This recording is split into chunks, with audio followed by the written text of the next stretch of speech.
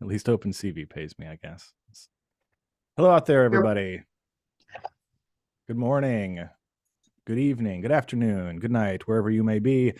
This is OpenCV Live, episode 117.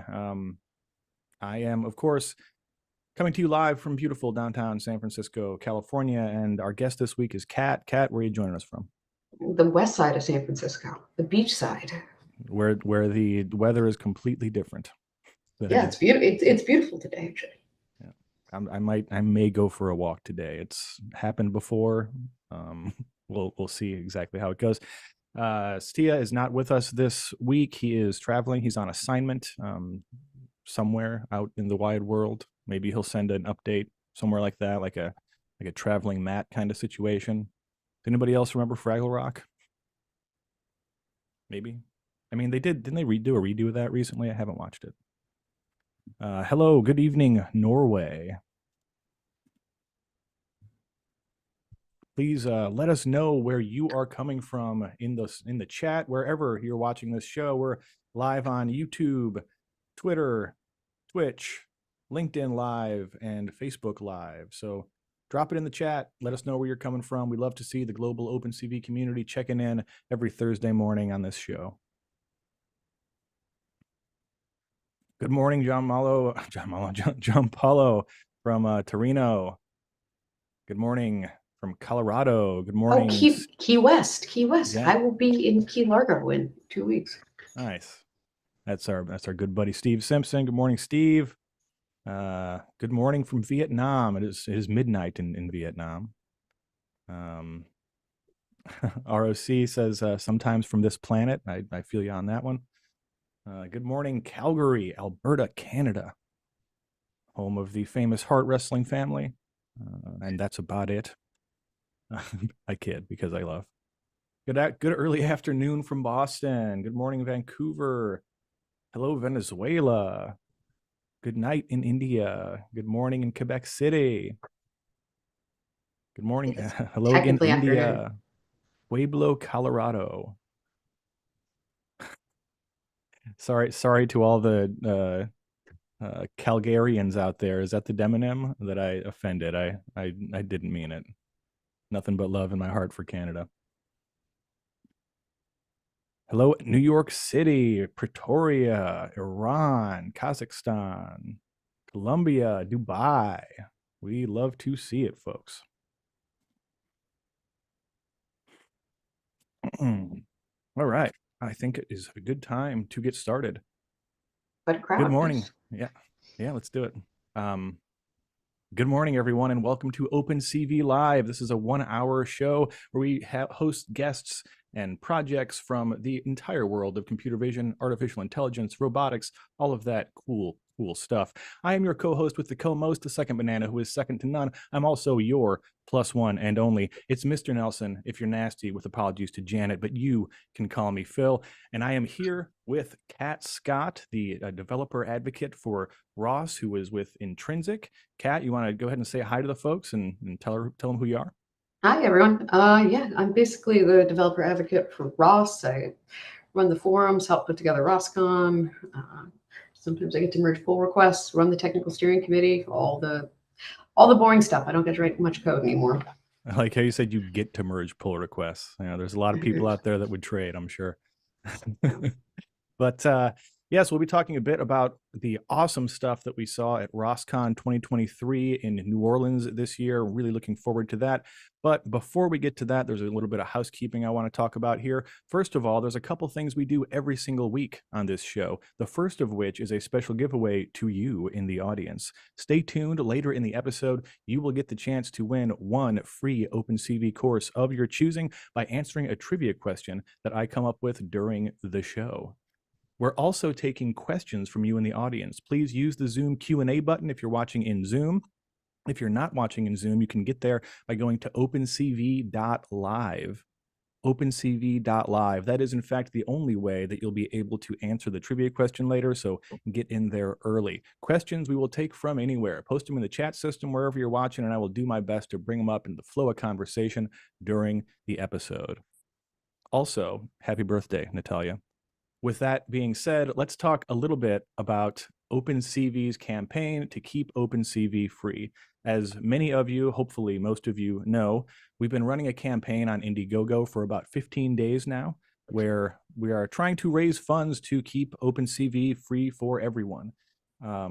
It costs money to develop and maintain the OpenCV library, which is open source and run by a nonprofit company here in the United States. And it's a very high level type of work. It's not just anyone can do this kind of work. It takes a deep understanding of the library and a deep understanding of the underlying computer vision technology and principles behind it.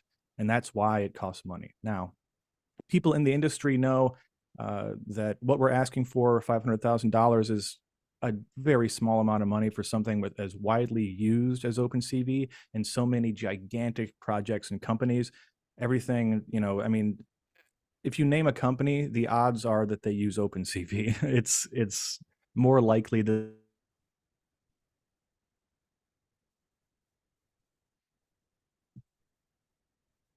code or whether it be with money. And we need that support from you in the community and also from corporations. So please support OpenCV on Indiegogo. We've got about, I think, 17 days left. There's going to be some new content coming there every day to the campaign page, so check it out. We'll be posting about interesting projects and new supporters that are joining us that we'll be announcing soon. So please stay tuned for that. Share the link. Talk to your boss. That's one of the most important things you can do. Just talk to your boss. Say, hey, boss, do we have, if you're a small company, do we have $6,000 to become an OpenCV bronze member this year? That would get you all sorts of little perks like appearances on this very show, which is a very widely watched show in the computer vision and AI community. We pull really good numbers. It's totally worth your money as a company to partner with OpenCV, and even in that way. If you're a bigger company, bring up the conversation about becoming a $30,000 a year silver member, where you get even more perks and even more engagement with OpenCV and our community. And if you're at a megacorp, talk to somebody about that $100,000 donation. It can really change the entire game and make a huge global impact. We're heavily promoting people and especially organizations that join during this campaign. So it's a great time to do that. Kat, you were part of our launch video. I really do appreciate that. Can you talk a little bit about why you think it's important to support OpenCV? I mean, there's a ton of reasons. It's like a perennial problem, right? Every couple of years, right? Say there's a security concern or something happens, and all of a sudden, all of these large companies are like, "Oh, yeah, we need dedicated people to maintain and patch and improve all these things. And why aren't there more people working on these huge open source projects?" And it's like, well, because a lot of us have bills to pay. We're not independently wealthy. And actually having dedicated, one of the things that I think has made ROS successful over the years is at least having a reasonable number of dedicated people driving the project along, posting regular updates, maintaining security, writing documentation, spreading, just disseminating information about the project when new things appear. And having those sorts of resources, treating an open source project like you treat any other software project that you were doing professionally is really important.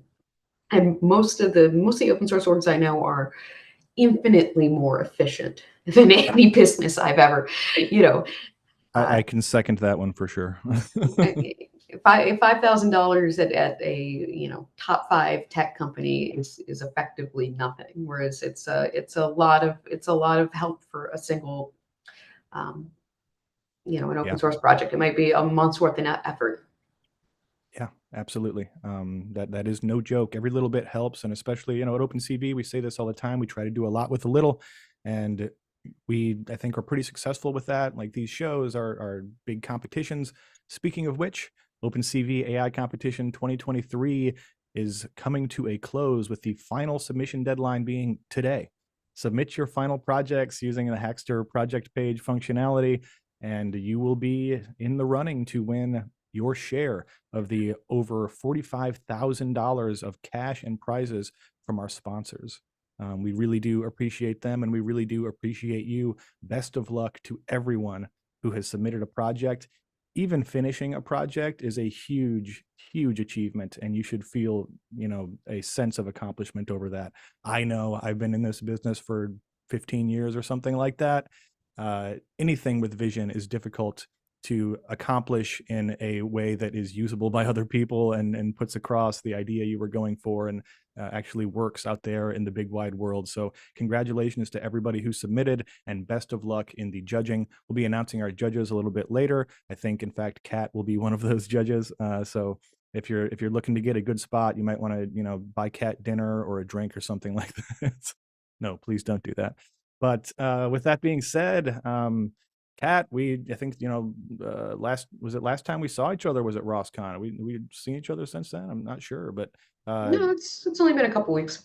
yeah, tell us a little bit about Ross and ROSCon, and let's get the show on the road. Why don't I screen share here? That's an incredible idea. Ta-da!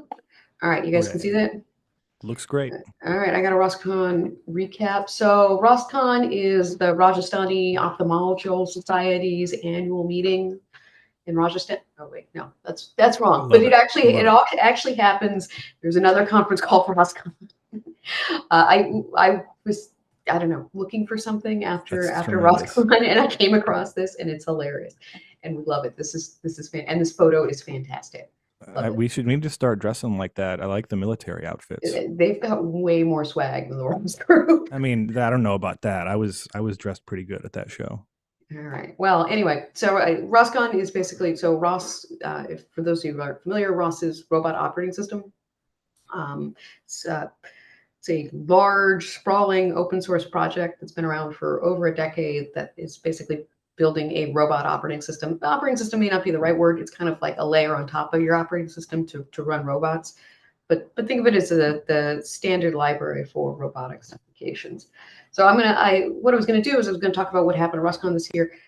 Essentially, all of the talks, all like the videos of the talks, all the slides, everything you want to know about ROSCon is up on the ROSCon website, which is right here. There's nothing hidden. You don't have to pay anything. You can just go, take a look at it. If you're trying to learn ROS, or trying to learn about like a particular subject in ROS, like, hey, I want to learn about navigation, or I want to learn about control theory, or I want to learn about hardware interfaces or something, one of the best things you can do is just kind of go through prior ROSCons and look for people talking about it. You'll find content right away. We host most of our stuff just historically. I've always hosted ROSCon stuff on Vimeo, so it's not on YouTube. You have to go look at the website to find it, but it is all there.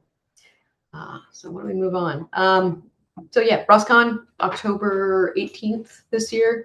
I knew this year was going to be, so it was in New Orleans, first of all. We've been trying to have ROSCon in New Orleans for 4 years, basically. Like we were going to do, first it was ROSCon 2020, pandemic. So we did everything online. ROSCon 2021, pandemic. Still like revenge of the pandemic. So we did it online again. 2022, we're like, well, technically we're supposed to be in Asia, and we think we can do it this year. So we had ROSCon in Kyoto. It was absolutely amazing. We had like really jealous I did not get to go to that one. Well, even the conference center, if you want to see a very interesting building, just go look at the conference center in Kyoto. It's where they sign like all the climate agreements and stuff. Amazing building, and we got to have it in there, which was pretty cool. So anyway, so finally 2023 rolls around. We actually decide we're going to do it. We're going to do it in New Orleans. We're going to make up for all of the years that we've been trying to do it. We're actually going to do it. And I knew it was going to be a big one because like 2 days before, like the day I'm flying out, all of a sudden all these press releases are hitting my inbox. Like, NVIDIA is going to release such and such at ROSCon, or releases such and such at ROSCon. Tormach's going to release such and such at ROSCon. The Tormach one, I mean, NVIDIA is a big brand name, and that's super exciting that they're releasing stuff at ROSCon. But Tormach's cool. Like, I love Tormach because they're, a little mom and pop CNC machine, and they're really making an effort to like make like low volume, low to mid volume manufacturing in America, like more accessible, more automated. And it's really cool to see them sort of like come into the community. Yes, and I think phrases like "mom and pop CNC machine" is the kind of thing you only hear on OpenCV Live. Well, the CNC machines are top tier. I can say that they make a really nice CNC machine, but now they're starting to make robots, so you can like one of the things, right, is that you have all these if you have all these CNC machines, because like CNC is kind of the rate limiting step in manufacturing. You'll have all these weird parts that you Yeah. can't mass produce, and the CNC machine is like the bottleneck. So they're trying to have robots do what's called machine tending, load the materials in, pull the stuff out, load more materials in, push go. It's cool stuff. All right, so starting out, of course, we've got swag. We have, every year we've got all the ROSCon swag. I'm going to go through just like some shots to set the scene a little bit here real quick. ROSCon Swag is pretty normal. This year was kind of cool. We actually were able to fold in a lot of students from the local community down in New Orleans. This is a student group called STEM NOLA. I got to spend my first morning of ROSCon taking kids around, showing them robots, which was a lot of fun. That's I awesome. I bet really that was a enjoyed it. blast. Oh, it was totally a blast. We also had 11. We tried for 12. We ended up with 11 with diversity scholarships for ROSCon. And these are particularly geared, so if we really want to make sure, we can include as many people as we possibly can. And, what happens, having a conference in America, visas are paying the butt. It's expensive to get to. So every year we do have diversity scholarships that are available for students to come to ROSCon if they're interested in doing so. If this is something that might interest you for next year, it's going to be in Europe next year. Just be aware that whole process started really early in the year, and it has to, because a lot of these students have complicated visa processes with the countries we're hosting in. So I think the application deadline is usually in I want to say April or May. So if this is something that would interest you, make sure you're out ahead of it and keeping an eye on the website. Yeah, I love that you all do that. And from my perspective as a longtime designer, especially on the internet, I think a lot about accessibility, and accessibility is not just about, physical accessibility. It's not just about making sure stuff looks good for folks that are colorblind and there are wheelchair ramps and stuff like that. It's also about financial accessibility, and that's just as important. And I'm gonna shout somebody out here. Sponsorship for open source projects has been really tough this past year, and we rely on You're open telling source. me, buddy. Yeah, and we had a benefactor. So Ryan Garpy, who is the CEO of ClearPath Robotics, actually stepped in and helped to sponsor all of these students. I've been kind of down on tech CEOs lately, but Ryan kind of changed my mind.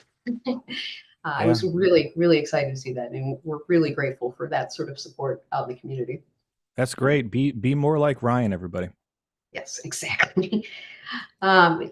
Blushing. So first day of ROSCon is usually chill. We get people checked in. That's when we do our workshops. So this year we had 4 workshops, 2 full day, 2 half day. These totally sold out. I'm pretty sure we're going to end up doing a bunch more workshops last year.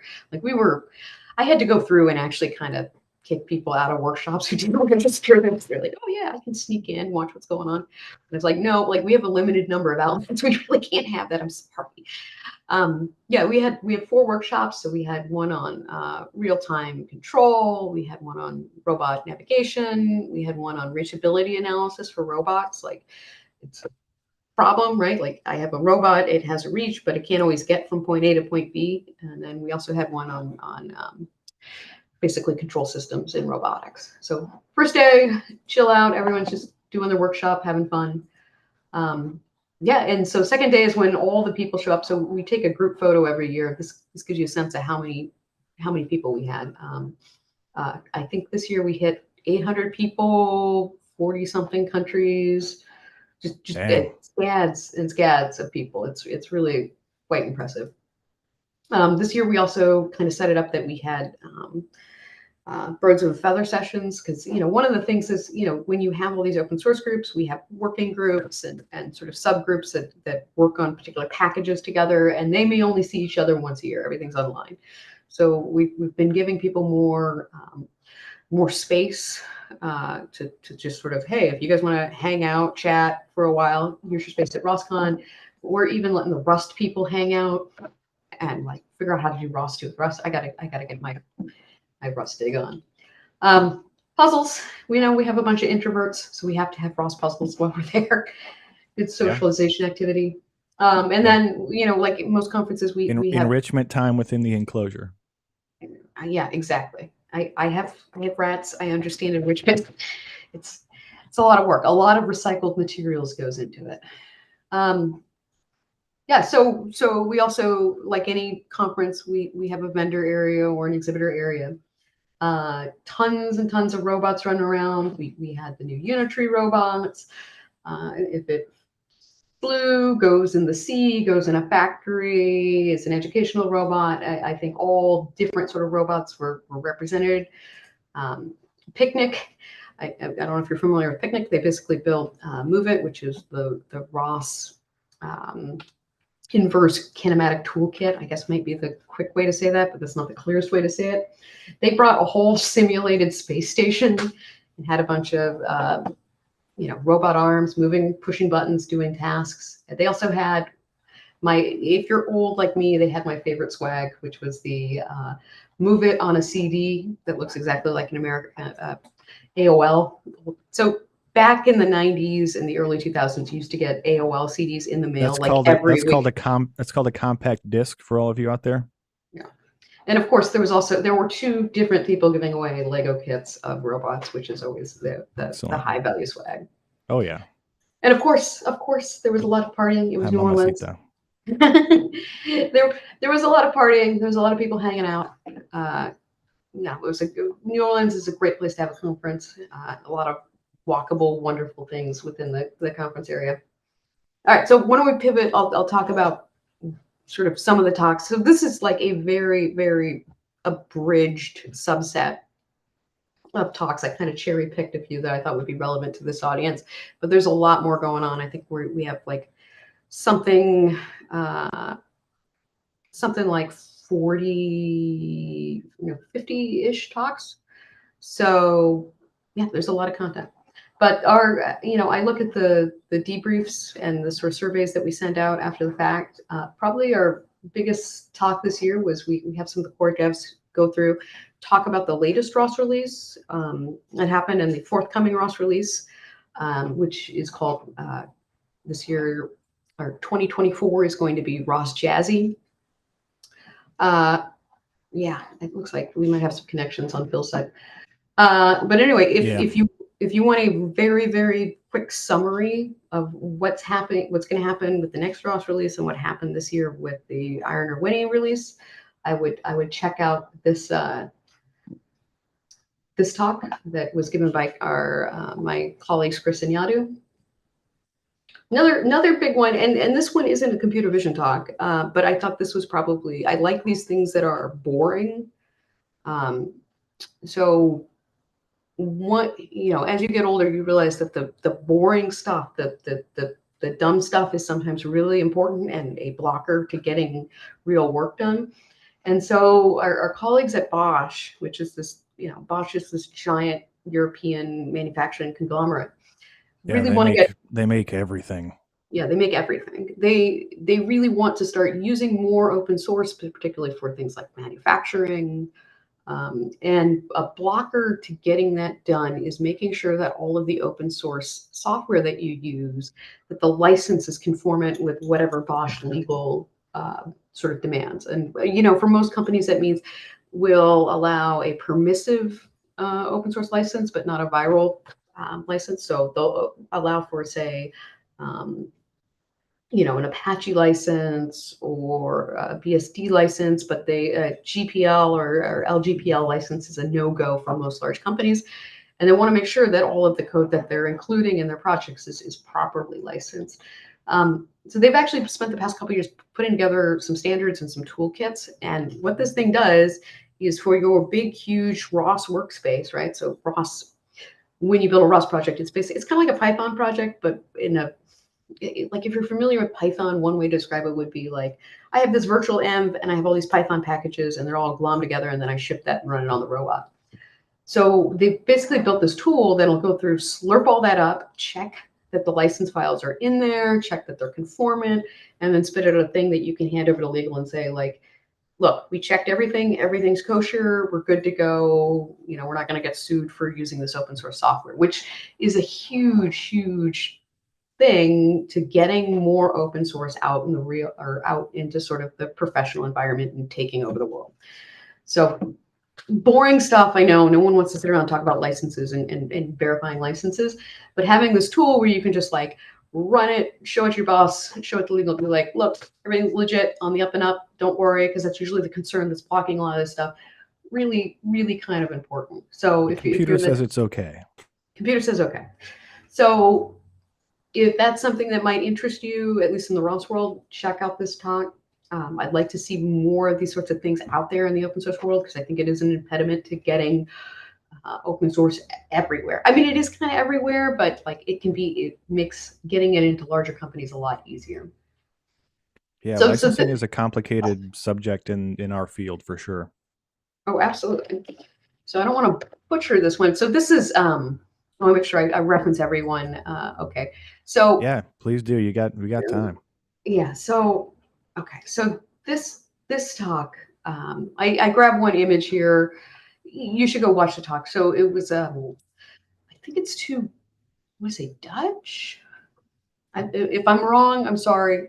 But basically, a group of people have been working on agriculture robots. And if you're familiar with navigation in ROS, most navigation kind of assumes that you're working in, say, a warehouse, right? Or maybe a road where everything's more or less flat. And your robot can, kind of assume that everything's more or less flat. And once you make that assumption, you build around it. Well, now that we're starting to see robots move out into, say, agriculture in particular, that assumption that everything is flat and that you can navigate in a very like 2D world just breaks. And so this talk that, if you want to watch it, there's a link at the bottom, is this group where they basically built an open source stack that's capable of doing localization and navigation on an arbitrary 3D surface. So basically what that means is that you're able to drive a robot around, or plan to move a robot around in a certain way on something that's all wavy and strange and say like an organic surface. An organic surface. Organic surface, like a winery or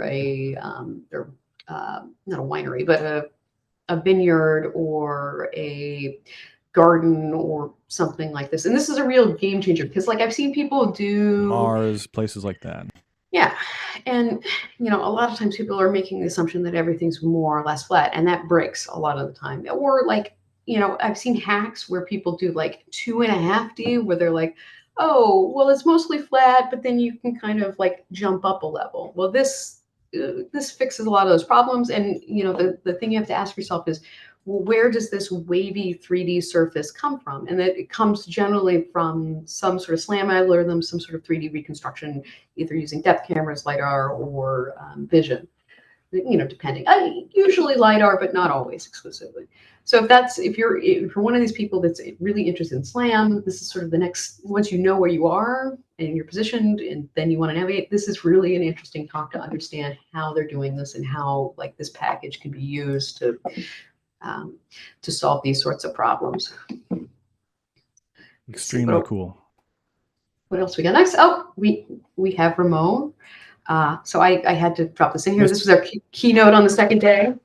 I had to make sure he was home by a reasonable hour. Yes, shout out to Mr. Pollo. Yes, Mr. Pollo. So this is another one. There were actually, I didn't grab them from the PX4 conference. There's actually a couple different ROS talks. So ROSCon and the PX4 Summit. So PX4 is a drone controller. So we're back to back this year. So we kind of traded off speakers for both events. And Ramon came in, talked a lot about what the open source drone community is doing, how things are improving, how ROS is basically becoming this autonomy layer on top of PX4. So PX4 controls, hey, can I make the drone go up in the air, stay steady, move from point A to point B. But once you do that, you need to build more complex behaviors, right? You want the drone to fly up, find a certain thing, go to the thing, interact with a certain thing. All of that sort of autonomy level is happening with ROC, and generally on drones is happening through computer vision applications. So if you're interested in, say, the intersection of computer vision and drones, this is a really good primer to understand just how a whole drone stack is put together. Yeah, big shout out to PX4. Yeah. So okay, next talk. This of the ones I attended, which, like, when you're running a conference, you don't get to attend any of the ones I was attending. I actually think this is probably one of our best received talks as well, but it was also one of my favorites. So it's about Bonsai. Bonsai, okay, so when you're doing 3D reconstruction and doing planning around a 3D world, right, you need a data structure that stores all the incoming data in 3D, right? You need to have an efficient, easy to use data structure where you can, like, say, sweep a depth camera around, get all of the point clouds, all the points in the world, and drop them into a data structure so you can then rationalize about the world around you. Where's the floor? Where are the surfaces? Where are the vertical surfaces so I don't run into them? So Bonsai is effectively a C++. It's okay. It's header only, right? So there's no source file. It's a header file. So you drop this header file in, boom, like that's all you need to do. C++ library that does octrees. Like, so an octree is, I think it's technically sparse dense. So it is, if you think about it, it's basically taking a 3D space and putting it into a tree, and at the ends of the tree, there's certain areas that you may have, like, lots of points where you need to store a lot of data, and then in the rest of the room, say, like, all this area around here, you don't store any data. So it's a sparse dense data structure where you can store all of these points in a voxel grid. And, like, this library,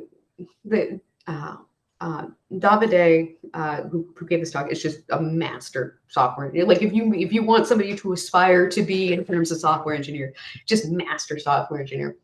In this data structure can basically represent almost infinite space. It's sparse, so it only uses data when it needs to. It's fast. It's blazingly fast. It's hierarchical, and, like, a lookup time for all this data is basically order one. It's fast. I'm not crazy. It's super fast. And so, like, if you're doing 3D reconstruction, or you're doing one of these computer vision, tackling one of these problems where you need to go and take 3D points and put them into a data structure to go look up later, modify, think about, this is just an amazing open source library that you can use to do this. Like, just really, really nice. Super interesting. I'm definitely checking this one out. Oh, and it's a good talk too. Talk was entertaining. Like, to be honest, like, software engineering stuff like this is kind of dry. Davide does a great job of making it fun and interesting and informative, but also really, meaty. He's not sugarcoating any of it. So I would like, if you check out one, if you're really interested in being, like, a hardcore sort of C++ developer, this is the talk for you. Let's see. So this one, I missed this one, but I watched the video the other day. So new scenes. So in ROS, we have, like, lots of different ways of, like, I have a robot. The robot produces massive amounts of data, right? Because it's got, your robot might have LiDAR systems and multiple cameras and depth cameras. And ROS basically shoots all this data into a data structure called a ROS bag. And it's basically one way to think about it, it's like your black, like how airplanes have black boxes, a ROS bag is a black box for a robot. And it's just all this data crammed into this data structure, into this data structure. And it's a useful, ROS bags are useful. And not to disparage ROS bags, there's a lot of tooling to go look into them, pull certain data out, chunk things up, use them, use chunked up data for, say, like, testing and analysis. But not everyone is super familiar with using ROS bags. So this talk basically talks about a set of tooling that will import ROS bag data into, like, the new scenes think Nucient's is a Python library, if I understand. It's like Python tooling for autonomous driving data in particular, but like autonomous driving generalizes to basically any robot moving out in the world. And so it's this bridge into this other set of tooling that you can use to go pick apart data. So I think that's fairly resonant. No, we Cool. having connectivity. Let's see, did I miss one? Oh, no. Okay, so this one, every conference, let me pull this one up so I get the author right. This is very neat. Look out, Looking Glass. Yeah, so this one is cool. So this is you know, you have like the random, always there's like one random, if you go to a conference, there's always like the completely random but way cooler than anything else there talk. This came out of nowhere. Yeah, and it's always like half the time it's like someone from Japan who's absolutely brilliant, speaks no English, but you just like kind of stare at it for a second. You're like, holy crap, that's amazing. And you try to have an in-depth conversation. So this is Yoshida Okada from I think it's Tohoku University. And what he figured out is between like, so iPhone, what do you call the earbuds? AirPods. So AirPods have an IMU in them. iPhones have IMUs in them. iPhones also have face tracking. What you can do is, okay, so ROS has this visualizer for both ROS bags and also like live robot data. It's called Arbis. And so what he was able to do is you put in these headphones, you put in your AirPods, you hook up your iPhone, and what he's doing is he's tracking your head with respect to the screen that you're looking at, and then changing the view inside of Arbis so you get this stereoscopic 3D view for free in your browser. So it's basically like 3D vision without doing anything to your screen. It's just like one of these ridiculously cool hacks. It's magical. Yeah, this is absolutely magical. And he's like showing here like a model for a robot, but this could be a lot more useful, say, if you have like, a lot of times you have a robot out in the world, it's producing a huge point cloud, tons of point cloud data. And you want, like, sometimes you can't really see what's going on. You're sitting there like fiddling with your screen, like dragging, trying to get a view of stuff. This might actually be able to help that problem. So I thought this was like my favorite little thing at the extremely show. Good. Extremely good. Let's see. And then I think we got one or two more. So this one here is also generally relevant to computer vision people. So like I was saying earlier, right? You have this robot. It produces just an untrackable, unusable amount of data when it's running, right? So this car is driving around all the time, taking 60 photos every second, producing just scads of data. Stuff's happening. Yeah, stuff's just happening all the time. Yeah. And you have to, like, at some point something goes wrong or something goes right, and you have to go like fall through all that data to like find a subset of data that you may want to analyze, put in a unit test, collect into a data set that you'll build further like models on. And basically this talks about like, what do you do with all that data? How can you go through and actually find things inside that data? And so basically what they've done is they've built this open source package that will take your data. If you want, it'll run some models on it. So say you have a bunch of video. Hey, I want to basically grab, like, I want to do just basic recognition in there so I know the objects in this image. And then I want to search through all of it. So I want to like put together a query which says, so say if you're doing vehicle autonomy and you're trying to build some unit tests because your autonomous vehicle only like has problems identifying poodles, right? You want to find like every image, every time that it's driven by a poodle to see if it like actually detected the poodle or some other thing, right? And what they've done is they've basically built some tooling so you can go in there, type your query, it'll pull up all the images, all the images, all the data that meets some criteria. So super duper handy tooling to do this kind of work. I mean, before things like this existed, right? You were building all these like giant queries and then like looking at a log file to get the output. Saves you a heck of a lot of time. Oh, one more talk that's actually like 50 talks. So one big thing we do, and we've done at ROSCon for like since ROSCon's existed, so for like 10, 12 years here, is we have lightning talks. Lightning talks are the TikTok of the conference. Basically, everyone coming up with a random idea, they get 2 minutes to say their piece. There are and this is the one for all the super procrastinators that still write great code. So if you need like a ROSCon digest, if you have 30 minutes, you want to get a gist of the conference, you just want to get your brain stuffed with ROS content, I recommend checking out the lightning talks. They're fun, they're interesting, they're usually engaging, and if they're boring, like it's 2 minutes instead of like 45 minutes. You have to work really hard to do something boring in 2 minutes. I feel like it's it's pretty, even if you've never talked before, you can probably get 2 minutes. And what I find, like, I hope as somebody organizing a conference, I hope we did reasonably well, like making it very clear, like 2 minutes is no time at all. Keep it short. Like I keep telling people, like, tell them who you are, tell them what it is, tell them where they can find out more. Like that's the boom. Sub elevator pitch time. Yes. Exactly. A couple panels too that we also had. One was basically like, what is it like doing robotics at like a scale of thousands of robots, which I think is interesting. You can find that one.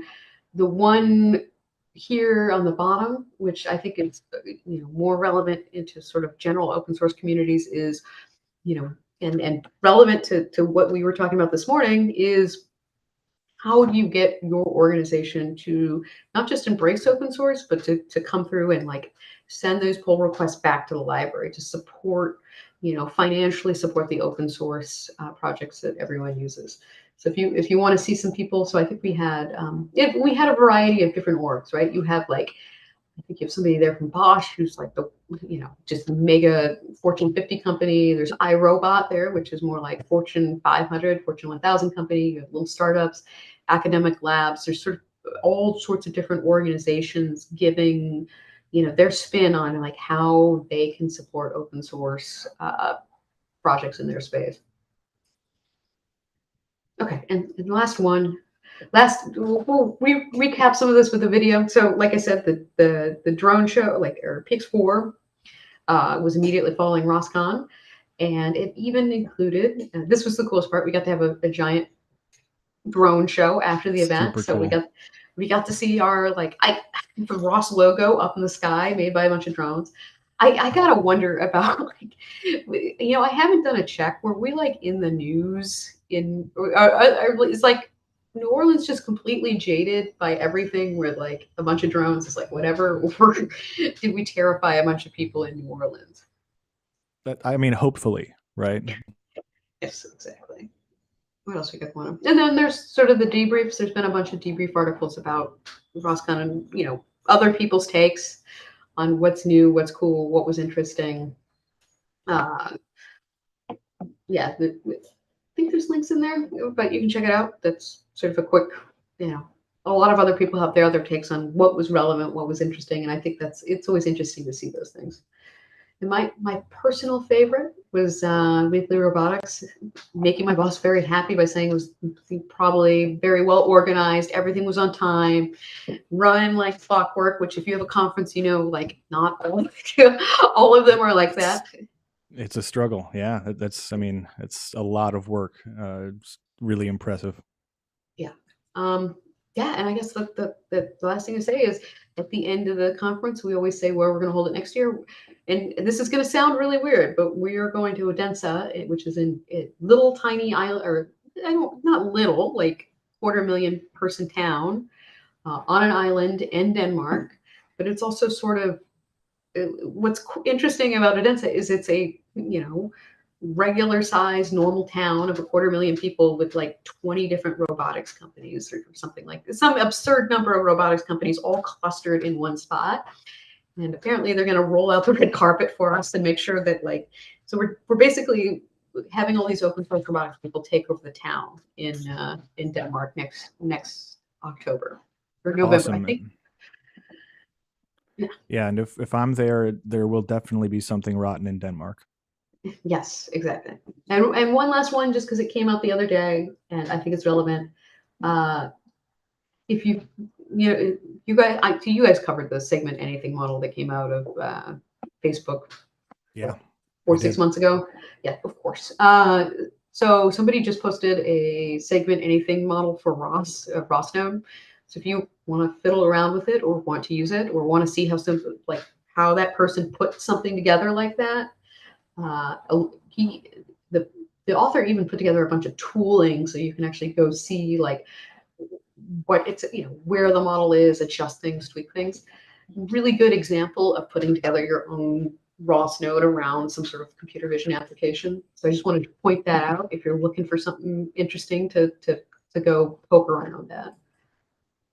Yeah, and that's about the summary. I guess the take-home message is go watch some of these videos if you're able to. Go put them on while you're making dinner or doing stuff around the house or doing interesting or boring work and need something in the background.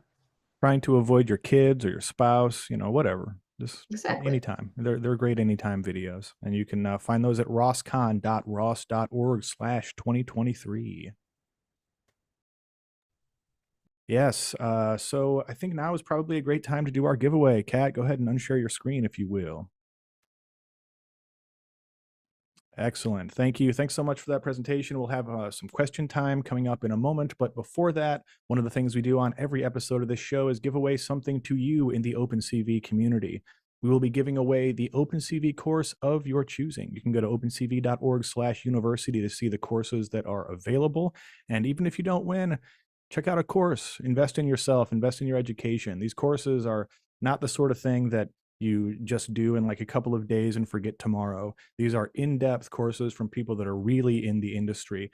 There's a lot of value in these things, and we keep hearing great stories from people that have taken these courses and then been able to parlay what they learned into their career, into their jobs, into new jobs, into better jobs. So OpenCV University is a great resource for those out there in the community. There's even a couple of free courses on there. There's a Python boot camp, an OpenCV boot camp that you can try for a couple hours over a weekend or something and get a feel for how things were. These are a little bit, less in depth, of course, than the bigger courses, but it's they're still super useful, and we've gotten great feedback from people that have used them.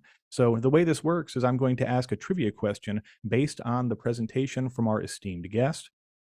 The first person to answer that question in the Zoom chat will win the OpenCV course of their choosing. Now, if you have won a course within the last couple of months, 2 months, please do not answer and give other people a chance to win.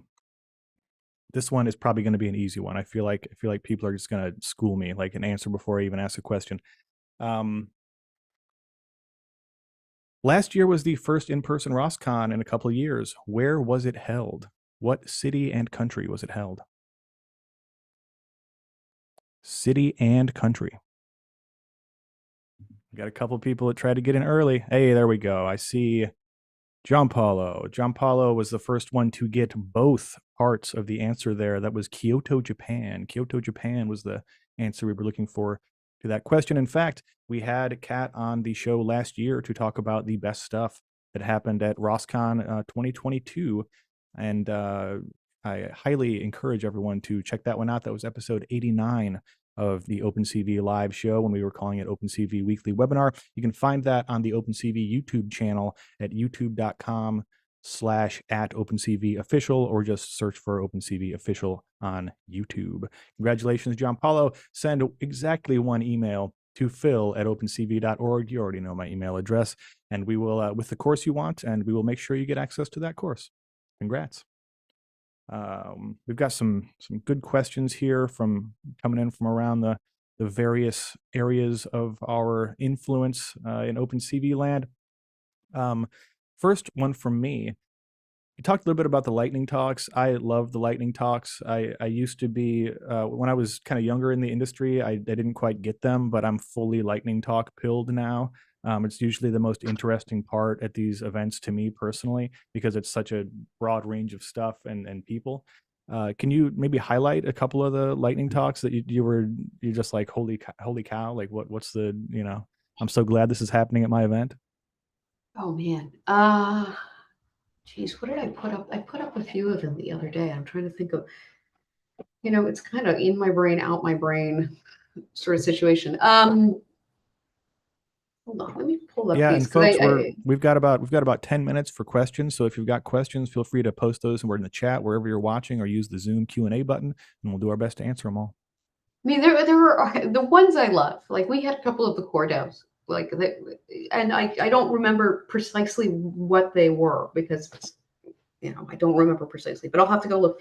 But where they just kind of come up and it's just like, and it's hilarious. It's just like, here's this piece of code.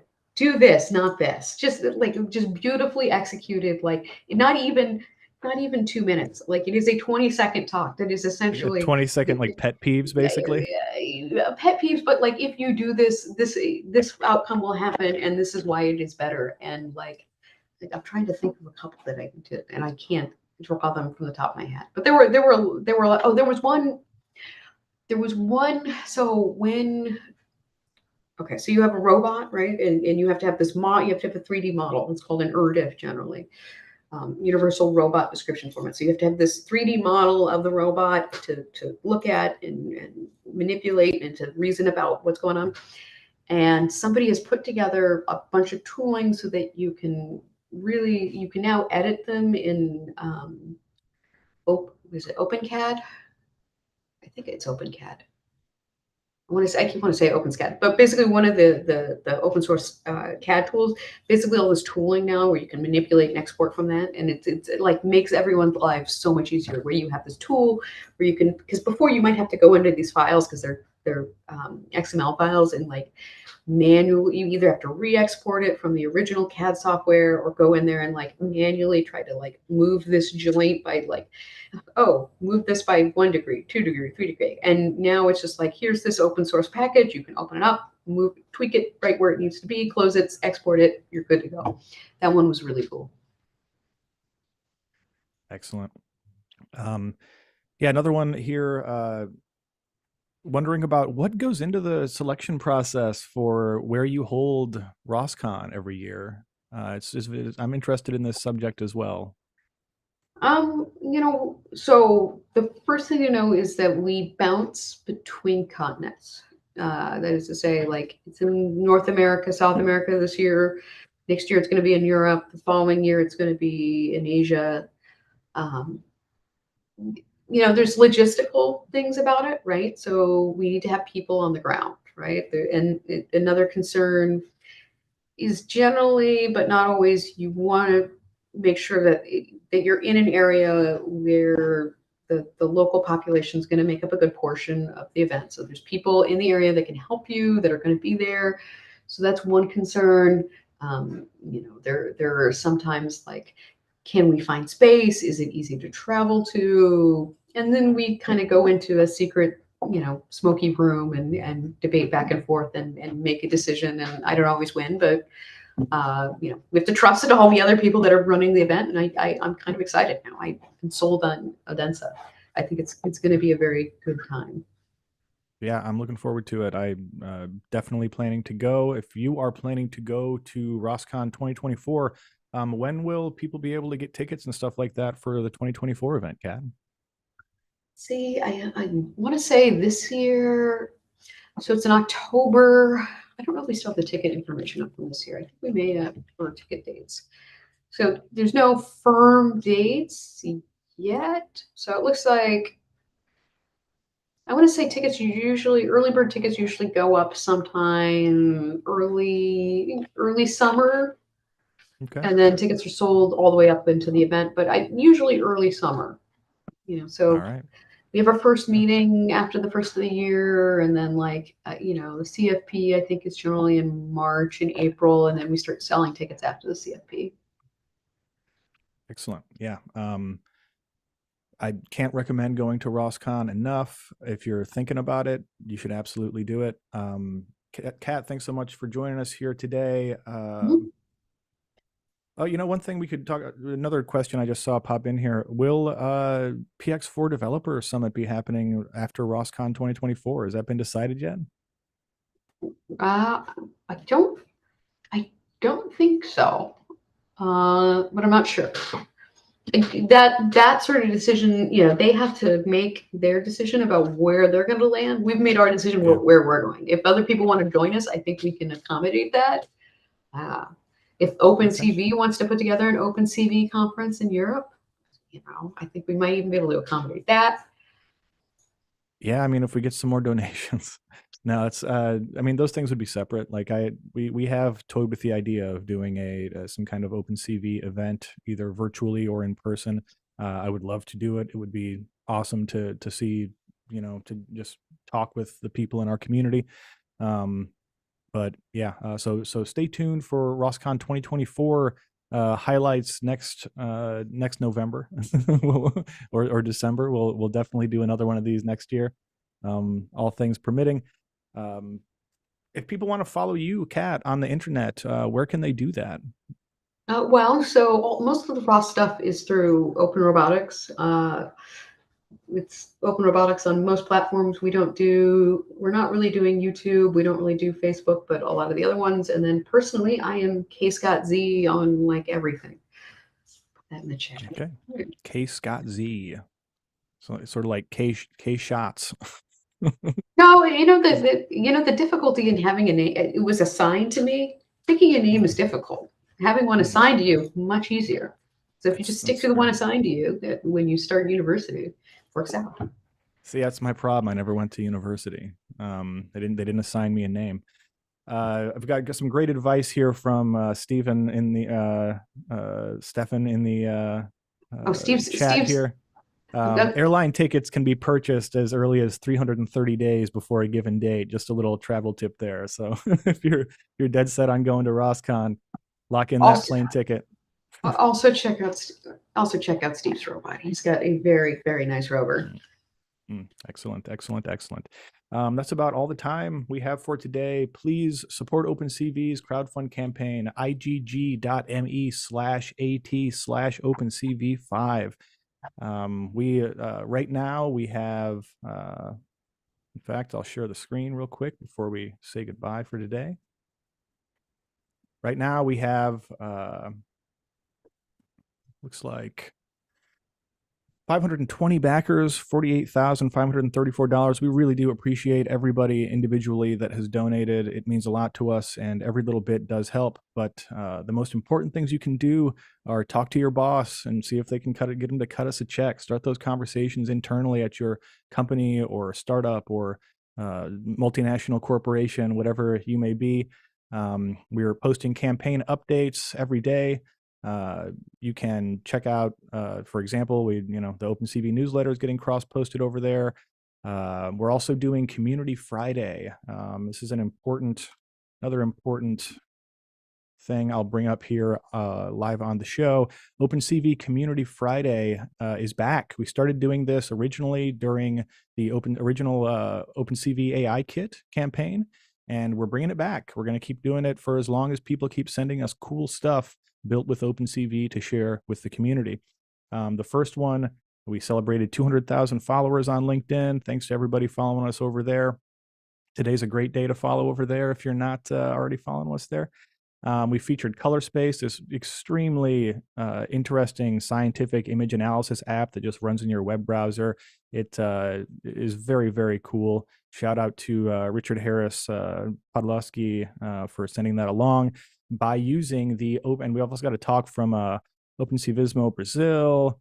OpenCV China led a training session with Elephant Robotics and Orbic 3D. If you have something cool that you're doing in the OpenCV community, whether it's a talk or an event, or you just made a cool project, or you even just saw a cool project, you can send it to us by filling out the cool OpenCV project submission form here. I'll drop the link in the show notes. Please send us your cool stuff. We love seeing your cool stuff. And with that, we will call it a day. Thank you so much for watching us. Thank you for your support and attention. We appreciate our community so much. And take care of yourselves out there. Take care of somebody else if you can. Have a great day wherever you may be.